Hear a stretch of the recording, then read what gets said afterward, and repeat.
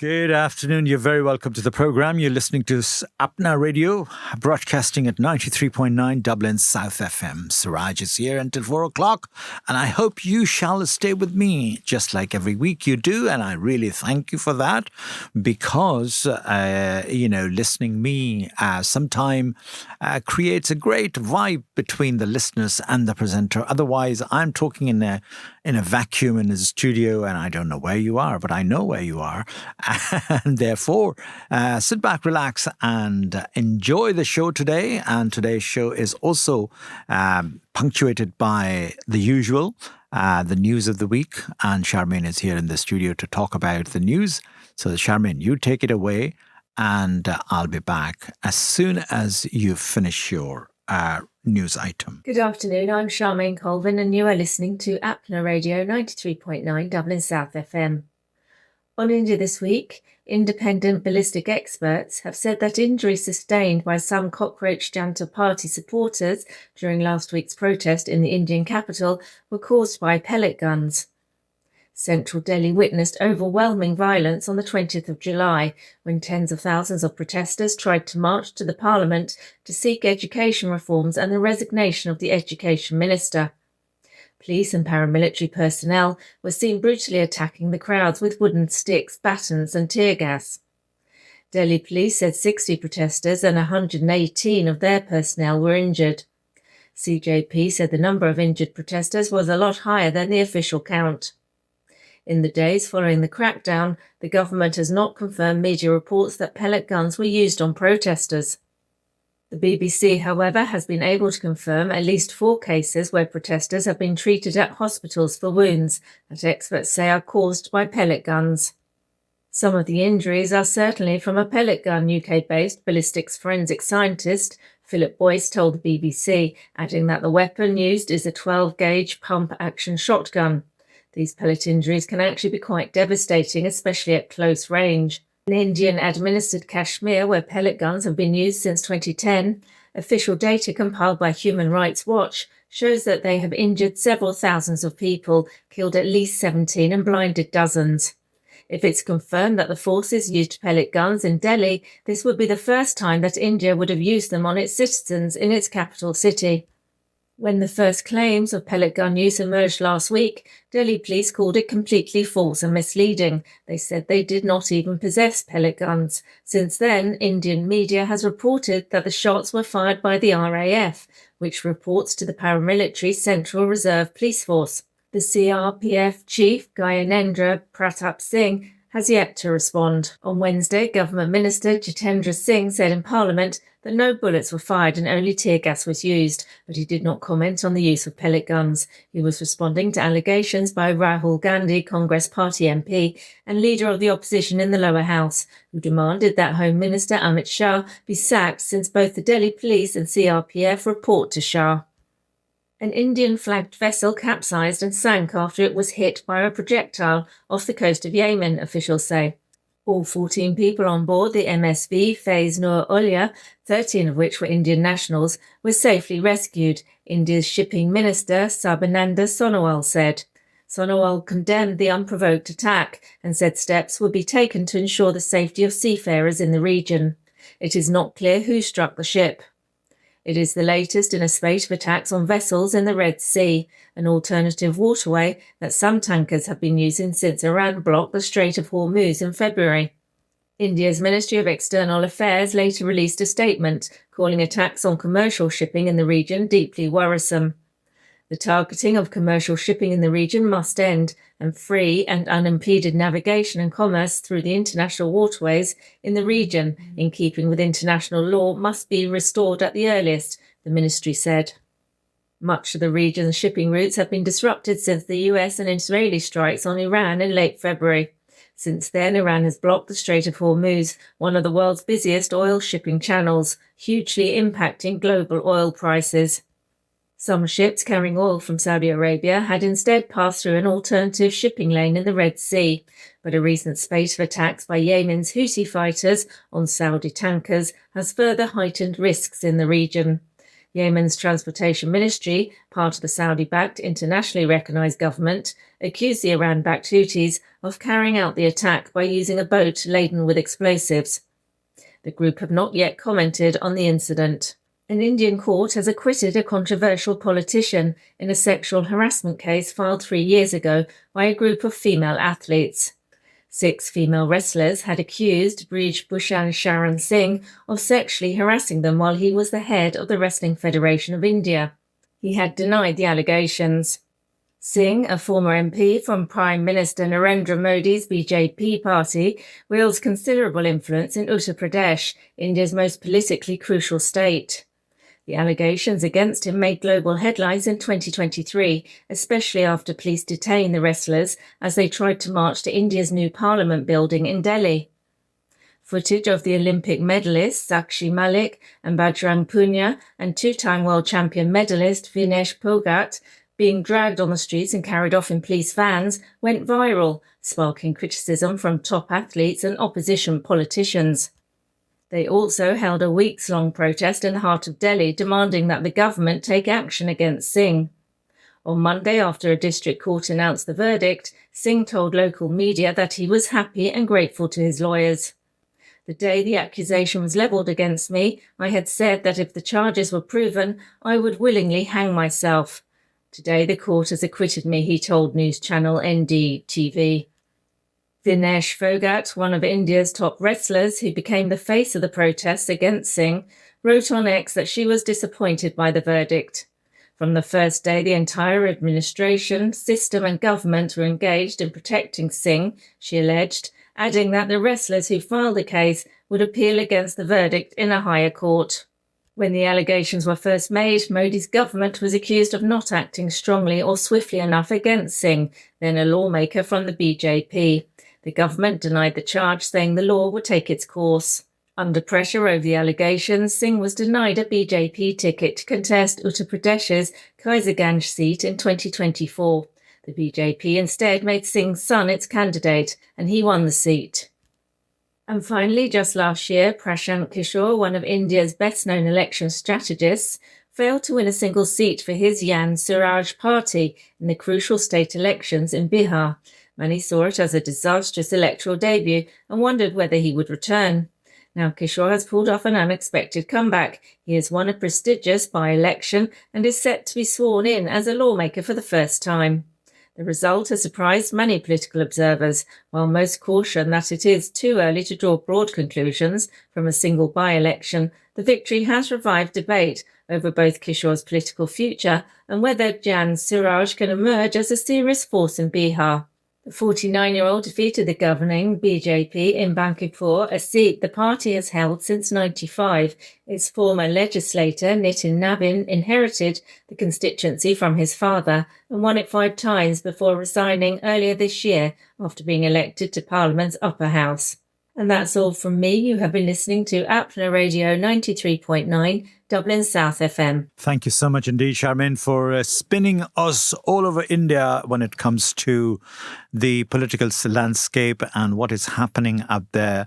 I mean, shocking, really is shocking. The pallet bullets have been used in Delhi and the typical denial of the Delhi police is abominable, is the word. I'm absolutely flabbergasted and fuming for the fact that on children, on youth, on the children who have been protesting, harmless, kind of like, and they're not armed with any weapons or anything, and pallet bullets have been used on that. And then the denial on top of that, is another shocking thing. But that's the tactic of the current regime, and the brutality of that has been used. Now, where this pallet bullet is coming from? Do you have any idea? Again, the hand-in-glove relationship between India and Israel is the one, and they are the one who are supplying it. They are the one who are actually, supplying it way for the last good few years. That has been used on Palestinian for years and years and years, and thousands of Palestinians have been killed. So, and now, and Kashmir, of course, Kashmir is another bone of contention. If you think about it, there's been for years brutality and suppression of people over there. So India is going in that direction. I don't know which direction it is going, but it's going certainly into some deep crisis is the word I would say, unless the regime will take heed and they will pay attention to it. Now, the intellectuals all over the world are sitting and discussing this particular idea of India. India is reaching, in the next week or so, we'll be celebrating the 80th birthday of the independence of India. Yes, the 15th of August is coming up, and next week I will be talking about the 15th of August program and would be featuring the highlights of the Independence Day of India in 1947. India got independence from the British Empire. Now, that is another, August is always synonymous with that, and I shall be go. But what happened in the 80 years is quite an staggering achievement in terms of development, in terms of the things that... But in the last 14, 15 years since the current regime has came into power, things are really not progressed the way it should have been progressed. Anyway, that's again, I don't want to make it controversy over it, but yes, it is something that I always pay attention to it. But we also have, obviously, quite a lot of things going on in the world. And, must have been, Charmaine has just touched at the base on Yemen attacking the alternative waterway, and Indian maritime ship has been struck, and the rescue, the 13th, maritime people were rescued. But why? Because obviously the point is that you cannot use, once the Strait of Hormuz is closed, then the alternative route will also be closed, because Red Sea is under control of the Yemeni Houthi forces, which are one of the proxies of Iran as well. Talking about the Iran and the U.S. relationship, I would bring it a breaking news that the U.S. Treasury has removed sanctions on several Iran-linked entities from its website, fueling speculation that Washington and Tehran may be moving closer to the diplomatic agreement, while reports suggest that President Trump hopes to announce a deal by the end of this week. Neither side has officially confirmed, by the way, a final agreement, but he is due, by the way, to Ireland, and he's coming in September. And because they don't have really any choice but to agree on the deal, and that's what it's all about. Because if you don't agree, what is the alternative? If you don't agree, then it's back to action, back to fight, back to retaliation, and you don't get anything out of it. Because in the fight, as somebody has used the word, he says that we don't distribute sweets to each other, we distribute the actual heavy blow on each other, and that is the war. That is called war. Nobody has ever actually, if you look at the history of Iran, though nobody has actually won the war with Iran, and 11 years of war when Saddam Hussein has been backed by the world leaders and the world powers with weapons and money and everything against Iran, because obviously they didn't want Iran to succeed as the Islamic Republic. And so therefore they backed Saddam Hussein with everything. However, 11 years, United Nations Resolution 442, I think it was, has been accepted by the late Ayatollah Khomeini, who said that I am accepting this resolution is like drinking a cup of poison, but for the sake of the nation's building and for the sake of saving the nation, I will accept that, and therefore the ceasefire happened. After that, 70-odd years have passed, and Iran has progressed to a shocking, development in terms of weapon building, in terms of progress, in terms of nuclear building, and all the rest of it. So all of that has been very much in the news, and people have been watching that. People are seeing that.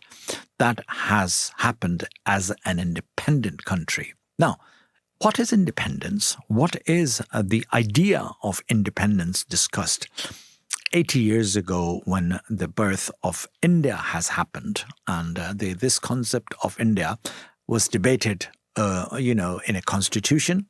That constitution is under threat. So a lot of people says that this constitution is now being ripped apart by the ruling government, and they wanted to change it completely should they achieve the majority seats in the parliament. Anyway, that remains to be seen. However, Sharad has got quite a lot of things related to this particular material that we've just been talking about it. And he has I would say, quite a lot of, serious stuff. And that is a test for the government, in fact. So there you go. So sit back, relax, and listen what Sharad has to say. India is currently facing storm of many serious and grave issues, which are not only consequential to the current well-being of the population, but also for the future of the country. While we are seeing a protest and dissent on the issue of E20 fuel of 200 million vehicles in the country, the same fuel of aspiration that will ignite the bright future of the country, that seems to be diminishing. And the very fact that it is slowing down, it's cooling off, because the system, the education life cycle of the country, starting from the schools to imparting lessons and conducting examinations, they are all under scrutiny. They have lost its credibility, and the honesty, integrity of the public examination systems remain unaccountable. So the entire dependency of a student, the pathway of now and later in life, that entire journey is in jeopardy. Whatever the government is doing for the moment, it only sounds as a band-aid approach, and it is putting lives of millions of students at risk. The stakes are high on the education of India, and this is a good thing that the younger generation of India, like the elders, the focus in the earlier years of life is on education. That shows the maturity of the society. That shows the maturity of a culture where people are really worried about the quality of education. They are holding on to the future based on education. Ultimately, good education may lead to a good work environment, a good job. We'll come to that also sometimes in our discussion. But quality education is just not about jobs. It's also about the quality of thinking. And that is in a desperate situation right now. In the heat and dust of this storm, the protest at Jantar Mantar, the government and the parliament had passed a law called the Public Examination Prevention of Unfair Means Act. And they are trying to fix accountability for detecting examination breaches. And the objective is to prevent them while preserving the integrity of public examination system. The controversy of exam leaks is just not limited to the National Eligibility Test of 2026. That's just the trigger point. The statistic says that for last 10 years, about 80 exam paper leaks have happened, and they are consequential to millions of students and their careers. Now, the NEET exam, that is a highest stake examination in the country because it gives a gateway to the medical education, which in turn generates enormous opportunity for the students in future, whether it is financial, psychological, and the family gets uplifted. Therefore, a family which is currently not doing well economically, the dreams on NEET are enormous. The stakes on NEET is enormous. And in such environment, paper leaks and other irregularities have often been repeated. And that is nothing less than a national shame. The big exams like the NEET 2026, the NEET 2024, and the undergraduate common entrance test of 2024, they were cancelled and held again. So these are high stake, millions of students at risk. These exams have failed. And the National Testing Agency, NTA, they are responsible for these failures. Now, once the paper leaks have happened and the irregularities have happened, the Central Bureau of Investigation was involved, and initially they did make some arrests and extensive nationwide news and media coverage happened. But very surprisingly, while the students were protesting at Jantar Mantar last week, the same CBI had submitted a closure report that there is no evidence of paper leak or involvement in this irregularity on the people who were under investigation. So basically, we are saying that no one leaked the papers. And therefore, these development of criminal investigation and the outcome of an investigation, it raises a fundamental question as to what exactly by law constitutes a paper leak. In the times when the exams did not have too much of intervention with the digital system, it was simply a set of questions which were disclosed to people outside before the exams were conducted, or a printed question paper which was available to few or many students before the exam had happened. And this was typically at the point of printing or packaging or breaking the package seals during storage or during transportation. So the investigation was typically that was limited to tracing back as to where the papers were printed and recovering the physical evidences of the paper leak. In today's time, we are still continuing the definition of the paper leak by law as the one we had some 25 years ago. And the problem with that is that while these papers were available on the social media, the source of the paper leak cannot be clearly defined, cannot be clearly ascertained. Now, the process of setting up the question paper is also complicated in this digital times. And long before the question paper is actually printed, these questions pass through a process of setting up of questions by a person who is an expert in that subject, moderation. In few cases, it has to be translated into different languages, the final composition of the exam paper, and then it has to be formally made into tamper-proof digitization. So all this requires multiple individuals who have a special high security clearances in order to deal with this sensitive document.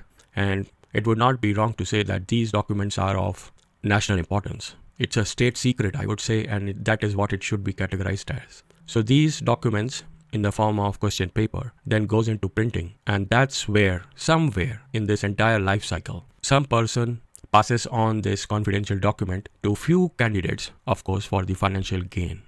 For some reason, the Central Bureau of Investigation, CBI, they have not been able to find an evidence of leak in the cases other than 2024 NEET exam. And therefore, it further deteriorates the confidence of the public, of the students, of their parents into the system of admission into the medical colleges. Now, those people who can be alleged for the paper leaks, they are also using methods to not categorize their leak as a formal classical definition defined by law as a paper leak. So the questions come into the public, the selected public, as a question bank or a recurring theme or a pool of highly probable questions, selected questions for this particular exam, where people can actually guess that instead of exactly 50 questions, they get a pool of 100 questions. And that's good enough. And usually these questions get disclosed in the coaching network because that's where the critical mass of students who are highly aspiring and have financial backing, they are the destination. And one more element that is driving the paper leak is the reputation of these coaching institutes. So what happens is that suppose a coaching institute is able to lay its hands on the papers before the exam, and suddenly the high scoring rate for the coaching institutes, that particular coaching institute, goes very high, not because of its teaching methodologies, but by making paper available before the exam. The next year, the enrollment and the price per enrollment goes multiple times higher. And that's the business model which is driving, and that gets attached to the idea of paper leak.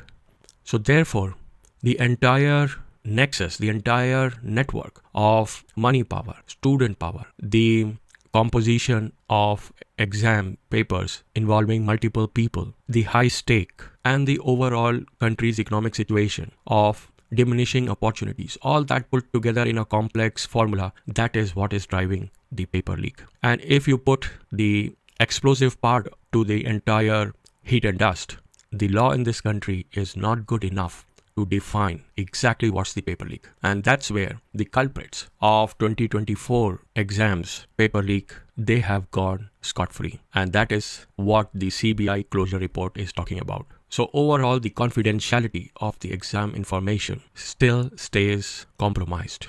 The fairness, integrity, honesty, and credibility of the exams is not giving enough confidence to the country. And that's where the problem is.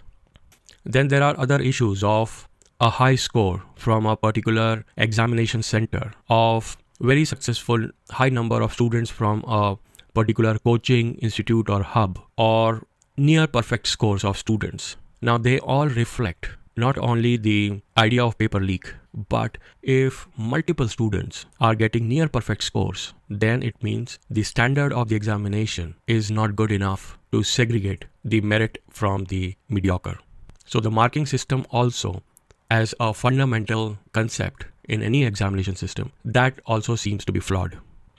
There are also cases of breaches in the cybersecurity where the manipulation of the candidate or the examination data, that has come to the forefront also. There have been cases of disclosure of bank information, the other confidential data of the minors. These all students are minors.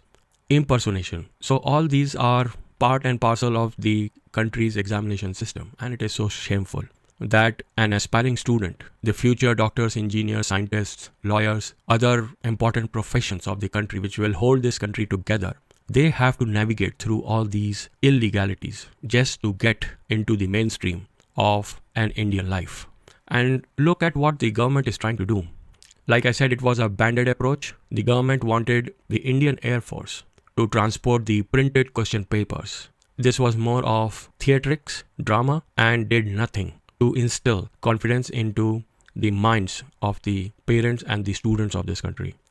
The new law, it does not have enough teeth to treat the exam papers as a document of national importance, as a state secret. And why not? Should the paper leak be treated as a matter of sedition if it is a state secret? That is what I would like to say. That is what I would like to ask. And that is what I would like to give the kind of importance the exam question paper must be treated with.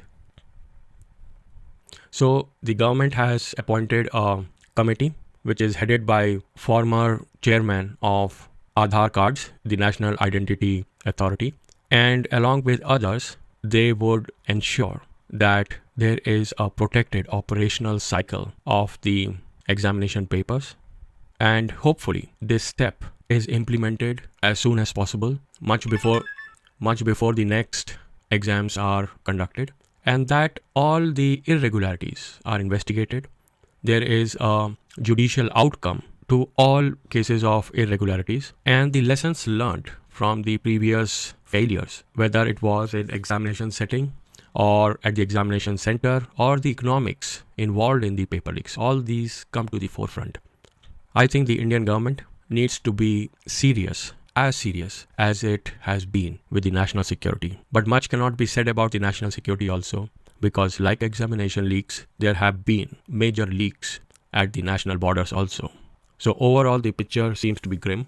Overall, the future of the country's aspiration seems to be in doldrums, is under question, because fundamentally, exams are being left to be unexamined. There is no one to test the examiner. The accountability, the institutional accountability is missing. And that's where the government has failed in conducting itself.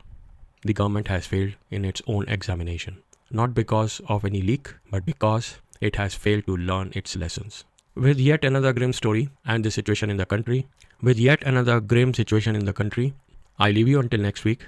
Stay safe, stay informed, dutifully ask questions. At the end of the day, like the Gen Z, somebody has to stand up. Bye for now. Dublin South FM. You wouldn't buy a car without knowing its history. So why would you buy a story without knowing who's telling it? Come here and I tell you. It's not always easy to verify what you see, read, or hear. But now, there's help. Visit www.bemediasmart.ie. Stop, think, check. Be Media Smart. Brought to you by Media Literacy Ireland, supported by RTE. 93.9 Dublin South FM. Every day in Ireland, animals are abandoned, neglected and left without a voice. But there is hope. The DSPCA and the ISPCA have come together as the NSPCA, the National Society for the Prevention of Cruelty to Animals, rescuing and protecting animals across Dublin and throughout Ireland. From frightened strays to injured wildlife, every animal deserves safety, care and a second chance. And you can help. Adopt, donate or volunteer. Please visit nspca.ie today and be their voice. MABS, the Money Advice and Budgeting Service, is aware we're all facing difficult and unprecedented times. Many people's financial circumstances have changed overnight. This brings stress and uncertainty. You may never have experienced financial worries previously. We want to reassure you that our free service is open and we'll deal with any financial concerns and questions you have during this period. Our experienced staff are available to support you. You can find your local MABS office online at www.mabs.ie. Broadcasting to South Dublin on 93.9. This is Dublin South FM. Welcome back to the programme. Indeed, this is 93.9 Dublin South FM, broadcasting from Dundrum Town Centre. And if you're around somewhere, most welcome to pop in here and I will be happy to put you on air if that's any help anyway. But any guest is welcome, and I really like to reach out to as many people as possible. Oh, by the way, 29th of August, we are having a Jawed Ali concert, and which is produced by Imago, the prolific entertainment company headed by Sanjay and Marathi guys, and it's a fantastic opportunity to listen to an amazing concert that is happening on the 29th of August at the Convention Centre. So really, I'm looking for... Oh yeah, what they have done is recently they have actually been offered... they're offering actually the discounted... with some sort of an interesting discount because for the students, in fact. And so they said that, look, all students can actually, with a valid card, they can book their tickets at the Eventbrite, which is a common platform for a lot of things, and I'll talk about my thing as well. But a 30 euro is a very big ticket price that has been actually not big, but reasonable, I would say, is exclusively for students. A valid student ID is mandatory and will be checked at the venue. Entry may be refused without a valid student ID. Only limited tickets are available. Don't miss this opportunity. Incredible opportunity to grab your ticket before they are all gone. So that's what Jawed Ali concert is going to be on the 29th of August. August seems to be a busy month because what kicks in August is I start taxing along very rapidly, in fact, about the annual Film Festival of India that takes place in September. But August is a heavy, busy time for us because we had to put together the program, we have to put together the schedule of the films, and organize the guests who are going to fly from India. All of that is happening right now and is happening. So 17th Indian Film Festival of Ireland is also very much in progress and very much in the development of happening this year. And this year, the Ikalvia Khanna is coming all the way from India. She has two films. And maybe I can broadcast her clip next week and to say that who is she and what, just to Google it. I mean, she is a very well-known actress. And she had two films in the festival. One is Angrezi Mein Kehte Hain, and the other film is the opening film, Om Ka Hari. Om Ka Hari is directed by not herself, but and she's not acting in it, but it's directed by Harish Vyas, who directed her other film, if it's not too confusing to know. Angrezi mein kehte hain. And then other films that she's acted in it, where screening is called 21.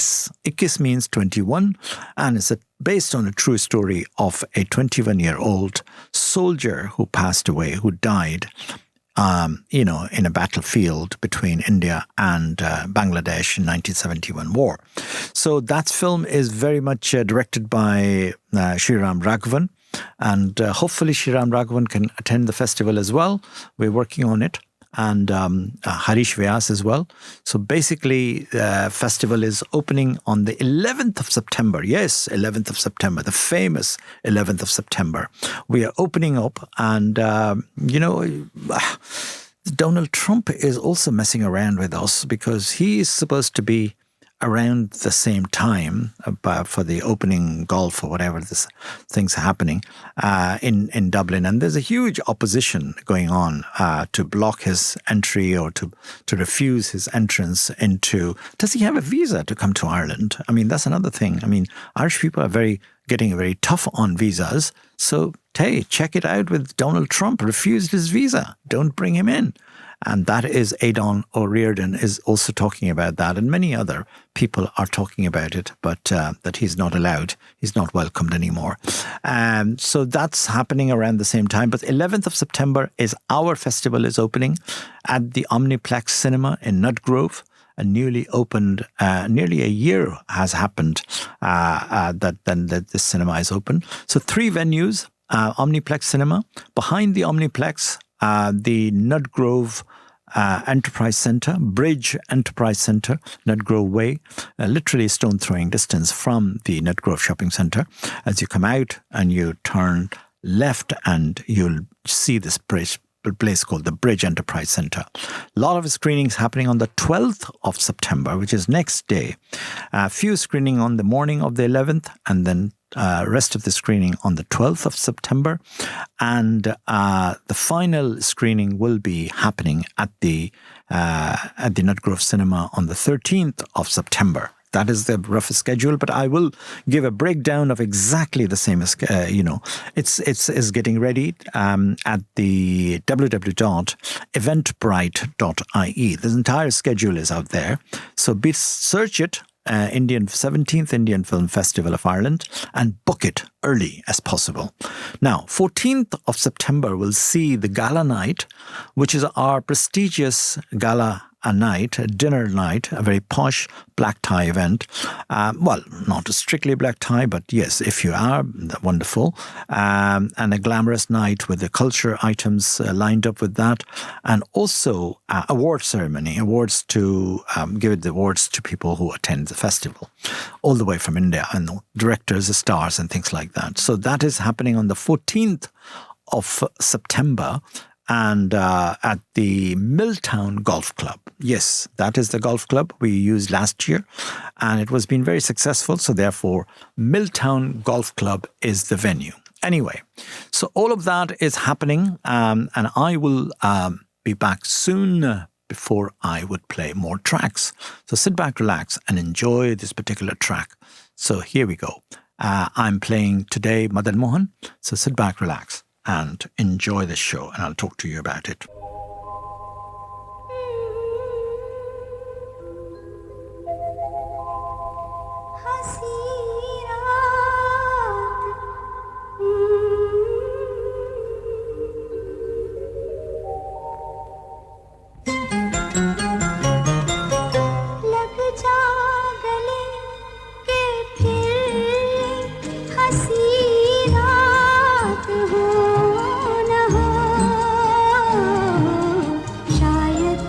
फिर से जन्म मुलाकात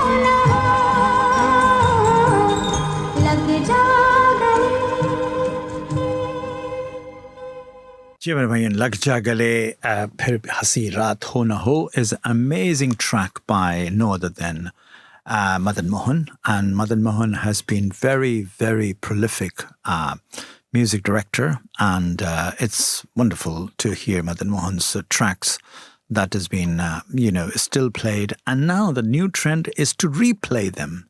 If you remember the film, Karan Johar has made this film called, what was it, the film recently with, I'm forgetting the title, but he played that, Dharminder, Shabana Azmi, Jaya Bachchan and Alia Bhatt, and all these girls, these stars were there. Anyway, you know the one I'm talking about. It'll come to my mind in a minute. But the Rocky Ronnie ki, Prem Kahani, of course. Rocky Ronnie ki, amazing Prem Kahani or whatever it is. They used, and Karan Johar has used actually the remaking of, reusing of these songs because they are, there is no, I think there is no conditions now because these are out of reach, out of, copyright or anything like that. It can be there because they are old songs. And this kind of reusing is a fantastic because the situation, sometimes the situation in the film, in the cinema, is that that song can be very, very appropriate when it comes to playing that lyrics. So another track is lined up, and I would like to play that track as well. Aapki Nazaron Ne.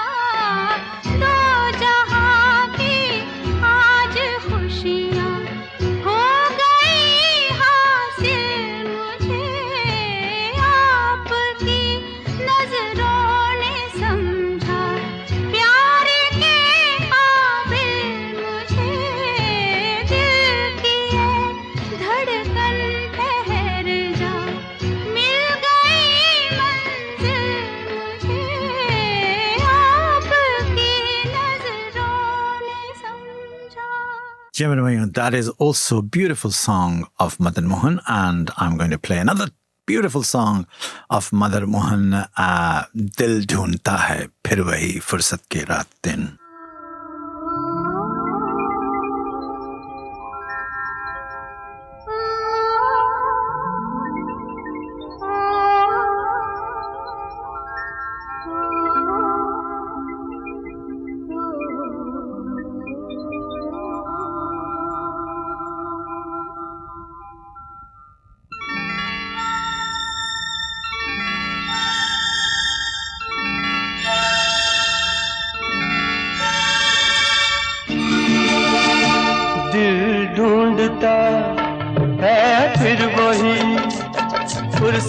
के रात दिन दिल ढूंढता है फिर वही फुर्सत के रात दिन बैठे रहे तसव्वुरे जाना किए हुए दिल ढूंढता है फिर वही फुर्सत के रात दिन दिल ढूंढता है फिर वही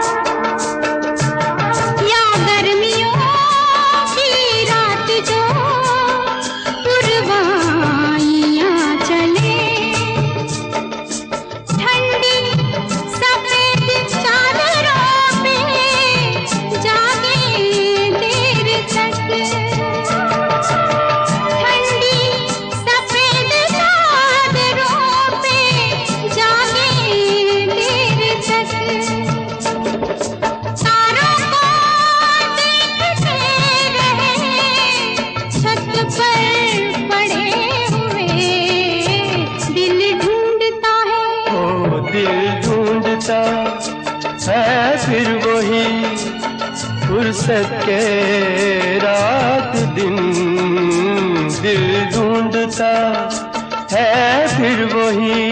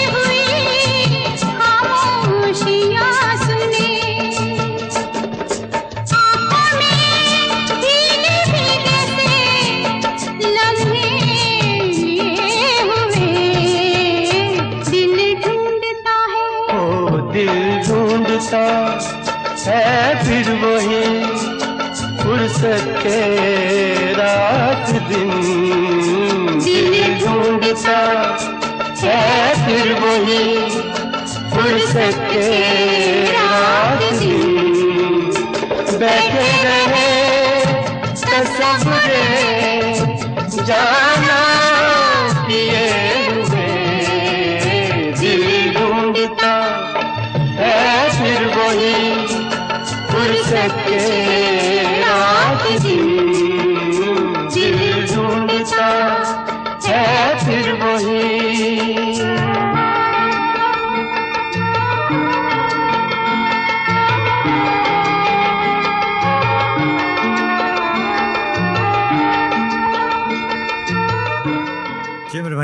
Time is running really fast, and I really want to say thank you for listening me today, and indeed every Thursday that you do. And therefore, my time is really up now.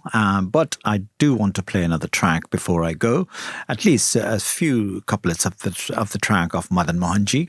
Madan Mohan was an amazing music director, and he really had these legendary songs which is still being very relevant and is still very much loved by the listeners all over the world. Anyway, and that's it for me. Hope you like the show. Hope you have been entertained and informed, as that's what I do in this show, entertain and inform. And thank you again once my contributors, Charmaine Colvin for a brilliant news item, and of course Sharad Avasthi in London for putting in context what's going on in India in the education sector and the paper leak and all that. That's debacle, and we really are sick and tired of this kind of nonsense that has been going on there.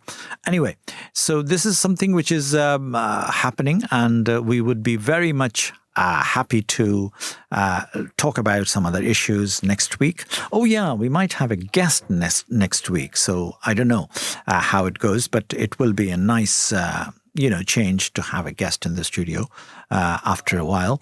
And therefore, it would be very, very nice if you can tune me in. So thank you for listening, and have a great weekend. Bye for now.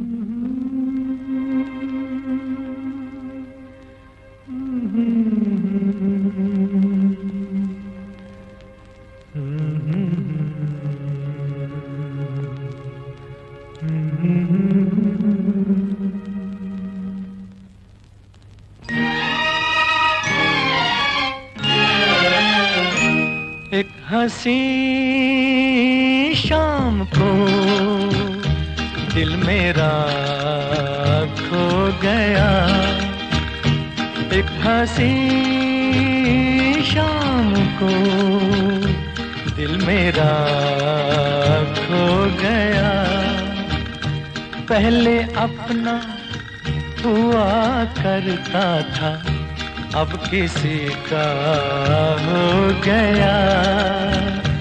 एक हंसी शाम को दिल मेरा खो गया।